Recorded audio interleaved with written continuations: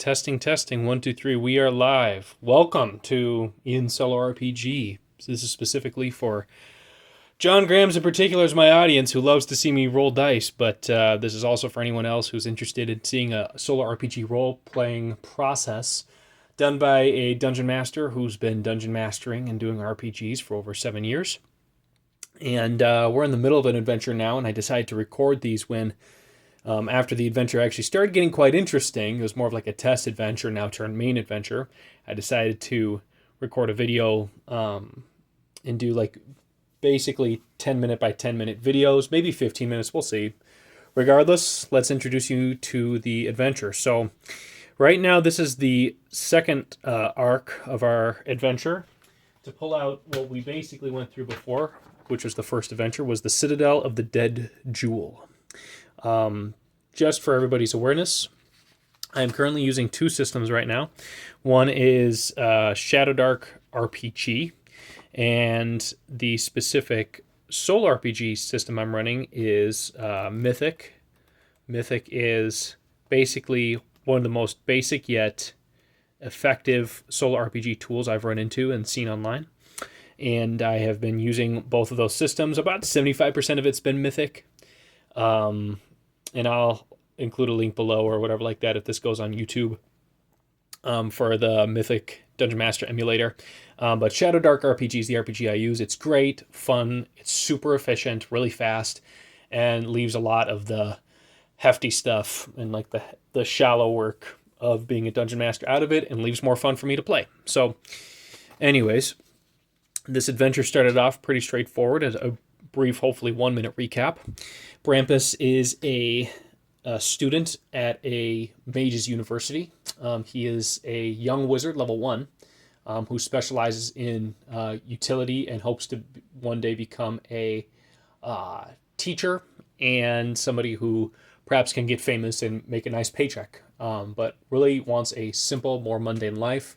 His background is a barbarian, so he did grow up in the wilds of the planet that he exists on, but then was taken in, adopted, and had a keen intellect. So this city that he's located in is called the city of, or the Metropolis of Rennon. It is a floating metropolis on a working cloud powered by magical implements. And basically this metropolis recycles itself over the course of centuries as the city slowly sinks into the cloud and new pieces are built on top of it over time. And so the city is constantly new, constantly fresh. It's the most modern city within the most modern civilization of this world. And basically, you can imagine Rennon like a huge iceberg where the top maybe 5-10% is inhabited as the metropolis, but the bottom 90% is abandoned old ruins within a massive cumulonimbus cloud that's slowly torn apart by nature and eventually dropped to the earth, where it is recycled and redevoured by the earth, as the earth is very much alive. So all that being said, a lot of socio-political stuff is going on, but in summary, he was sent on a quest. Actually, the whole college was sent on a quest for anybody who was interested to sign up to uncover what is known as the, I think it's called Memnon's Dagger of... Where is it? That's funny. We could just call it Memnon's Dagger for now. It's not really a dagger, but what it is, it's a spell scroll slash wand. It's basically a scroll that's wound into like a wand with the same intent as like a rhinoceros horn. So like a rhino horn is actually just like a series of hairs just pressed over and over again to make this hard, solid, bone strong stake, whatever you want to call it. This thing is the same thing where it's multiple scrolls woven into a singular wand that has the power to magnify whatever scroll was or scrolls were rolled into this wand. Super powerful artifact, basically. And long story short, it can transform large areas of basically matter and turn it into a variety of different shapes, forms, sizes, elements, etc. So very powerful.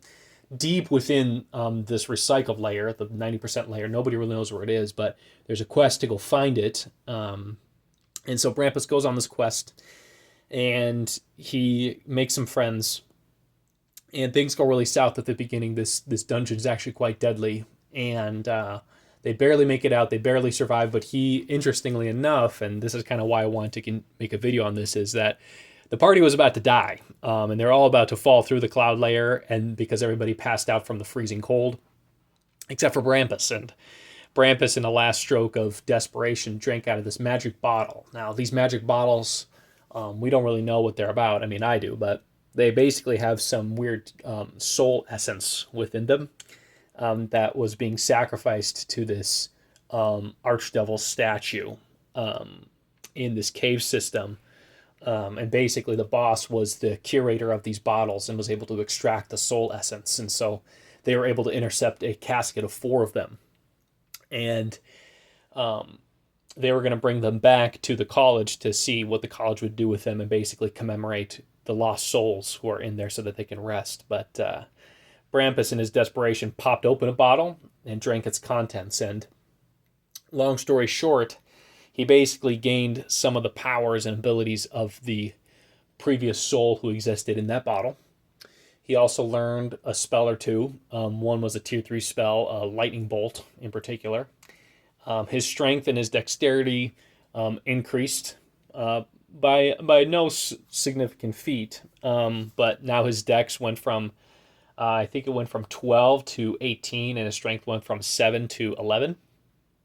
And it's insane. Yep. But I rolled all this on the Mythic, and then the other effect, though, is this powerful potion had a curse, and the curse, quite simply, is this. You carry one of the malevolent features of the last soul who existed in this bottle. And one of the features of the soul was that this person was especially malicious and wished harm on others without provocation or cause. Meaning that Brampus's alignment now has shifted from neutral to chaotic. He now has the trait malicious, which he now intentionally wants to bring suffering to others. And he's out for his own personal gain. So so that's pretty insane. But he's able to save the entire party using his strength to basically climb out of the frozen state and survive. But then he makes some interesting decisions. He takes all the loot basically from them because they're all still passed out, and then he lies to one of the members when one of them wakes up and tells him that they lost all the loot, when it was the cost of him saving their lives. And so, a little dejected but glad that they're alive, they moved on, and Brampus now has access to 4 party members worth of gold, treasure, and also 3 more magic bottles. So after he dispensed with the party members, he left the college and wanted to get them not just these bottles appraised, but also this horn, because he also acquired the horn. That's what it was. It's still Memnon's dagger. But he has this powerful artifact as the quest, and we rolled to see if Brampus would turn it in, and the answer was no. Mythic said that Brampus would not turn in the quest item that's extremely powerful, which leads into the second arc, Ambition. So this is where we're at now. He travels to a tavern. His favorite tavern, to see if there's any curators there. Not only are there no curators, but there's also a bunch of angry and upset college students from another socio-political thing that don't recognize, unfortunately, but he asked the bartender where a curator would be. A curator would be found across the university at the main debate center, also known as the Coliseum. So he grabs his dagger and or grabs this magical artifact, among other things, and then heads for the Coliseum. However, the next scene is kind of interesting. It was an interruption scene.